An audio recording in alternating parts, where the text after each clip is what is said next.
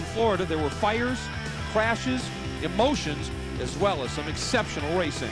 While the rookie class showcased their talents, wily veteran Butch Miller capped off a stellar late race charge, passing around the outside from third to first to take the win.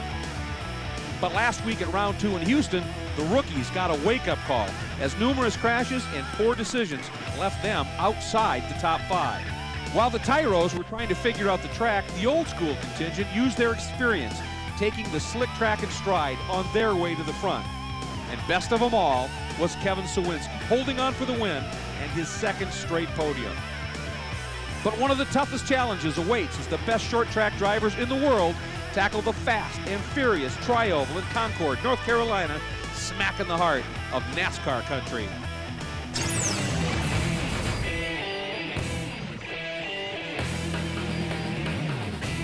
Welcome to the third round of the American Speed Association's National Championship, the BFGoodrich Tires 250 here at Concord Motorsports Park in Concord, North Carolina, right in the heart of stock car country, and for many, the promised land.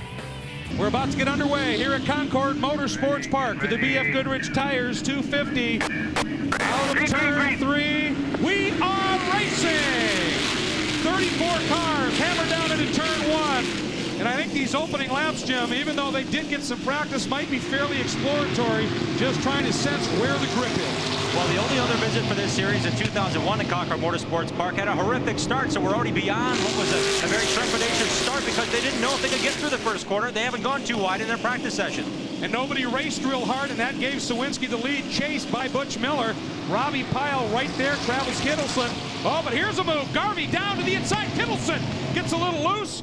And Garvey loosened him up beautifully and sneaks through, picks up the 4th spot. Miller starting to put some heat on Sawinski. Boy, Miller's car looks good as he comes out of the corners here. And we have a yellow.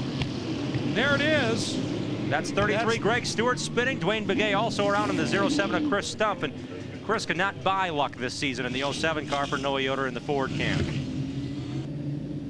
Another look now. He gets spun right here by the 32 of Troy Wangren as he goes through the corner. Stewart had nothing to do but try to get out of everyone's way. We see the 15 of Donnie Reavers getting through there. And again, a very tight racetrack this early on. A lot of guys thinking, I only had a couple laps of practice. I hope we make it through the first 15 or 20. Wilson and is looking to back that up once again. Oh, look at the move. Miller trying to get down and underneath the number 1 of Sawinski. Couldn't quite get it done.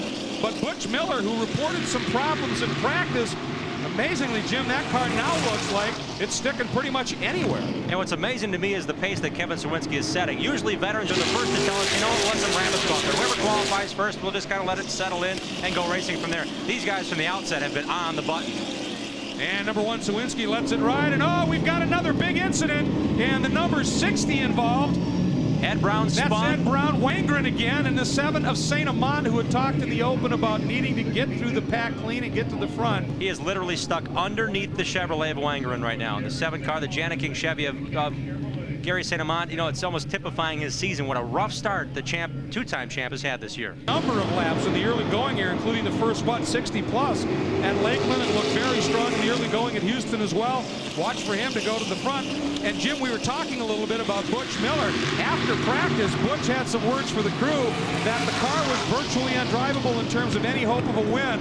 And he gave him some interesting comments. Well, Butch Miller told his crew, Dion Dino, the crew chief, was with him. He said, you know what, guys, we had a limited practice. I don't care what you do to the car. We're not going to win with the setup. Change whatever you have to change. Don't even tell me what you do. Give me a better piece. And it's certainly paying off right now. Well, he did not know what he had going into it, but he sure likes it. And I said earlier, that car looks like it's sticking anywhere on the track right now.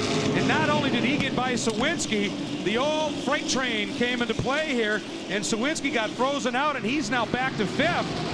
What happened here? It all started. Cleaver looked like he got loose. Cosolino's on the brakes here, and on the inside goes Shane Sieg. There's Stephen Light climbing the left rear tire of Shane Sieg, the orange 23 of Stephen Light, and the rest of the field has to thread their way through.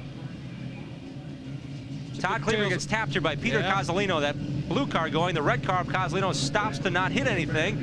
And then to the inside, wow.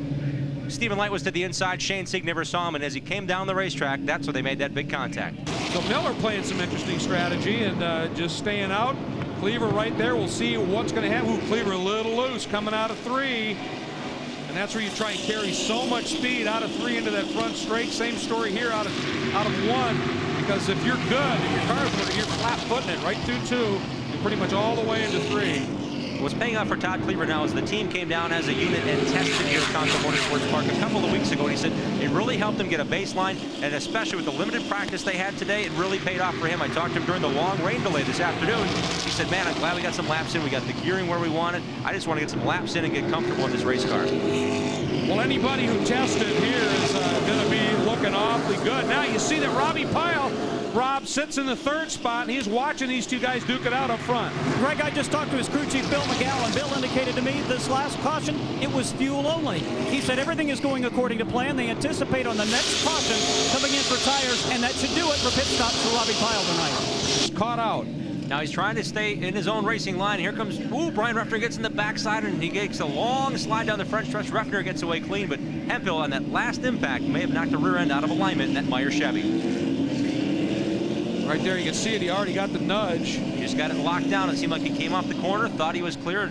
And on the outside, Davin Seitz has done it. The spotters that see this, they say, hey, Brian, move up the racetrack. Try that outside. And Hemphill didn't know he was there. Get back going. Wherever you blend in is where you line up. And here he goes again. Look at that move, Jim. I mean, he came out of there so fast, he had to check up or he would have hit Kittleson. And Garvey takes advantage. Kittleson worrying about Seitz. Moved over. Garvey said, thank you. And shot down underneath. So Seitz looking like maybe the lead. He's still 3rd, but now Garvey's out front. What an eventful race for him. And look at the margin. He's already opened up over Kittleson. Right now, Davin Seitz has got to get on it. And for him, in his mirrors, if they had him, is where he's going to be worried, because that green at number 52 growing ever larger. Butch Miller went from 7th to the lead at Lakeland, Florida in the late stages. He used an outside pass, and Davin Seitz has made this his patented move here at Concord Motorsports Park, a track he's got many laps on. But look at Kittleson fighting him off now. Garvey. Where Davin Seitz is gaining on Mike Garvey is off the dogleg in turn 2. He stays lower than Garvey, gets a great run into 3. Right here, he stays lower with the sparks blue. Last lap, he was able to nose underneath Garvey momentarily. Does it again, tries to get down and underneath. Oh, he's there. He's there. He's alongside. They touch.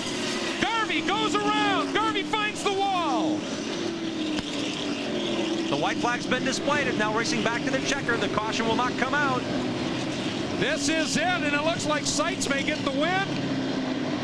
Onto the front straight. Davin Seitz takes the win. Kittleson will be 2nd. Sawinski 3rd. Miller 4th. And Garvey drops off the map a little bit here as number 53, Glenn Allen, brings it home in the 5th spot. 8, she's a 9, she's a 10. I know one of John Michael Montgomery's top hits, and there's no question about it. These guys are excited. His first full year inside of the ASA, and this is his first win ever. Congratulations. Man, first off, John Michael Montgomery, we teamed up with him. I want to thank him, his new album Pictures, his label Warner Brothers. Thank you guys. We got Hal Chassis, we got Tiger rear ends, we've got Coin Textile Service. Thank you so much. This is awesome. Tell me about the pass whenever you got around Mike Garvey. It looked like you stuck the nose down there on him twice. You went around everybody else on the outside. I did, and I think he knew that, and he was trying to, he was protecting out outside on me, and I didn't want to do that. I didn't. I'd have settled for 2nd. But when you got that much in, you can't back off, and this is, we don't have a full-time sponsor. I mean, that's what we're working on, so we had to go for it. It was a heck of a battle all night long, even between you and Butch Miller as well a little bit earlier on. Yes, and them guys, they race great. Some of the best short track drivers there is. Congratulations. Let's go to Rob. Well, Mike Garvey, I thought the dry spell was going to end. Can you possibly describe the disappointment? No, I can't. One lap to go. It's hard to take like that. It's a lot easier to go through somebody than go around them. I choose to pass people to win races. I won't run over somebody to win a race. If he's proud of that, more power to him. We won't race that way. W.J. Plemons, Monte Carlo, we ran hard all night long. We passed everybody clean, and if he's proud of himself, I hope he can look himself in the mirror. Well, it's been a long dry spell for Mike Garvey. It looks like it'll continue. He sure shows a lot of class. Bob.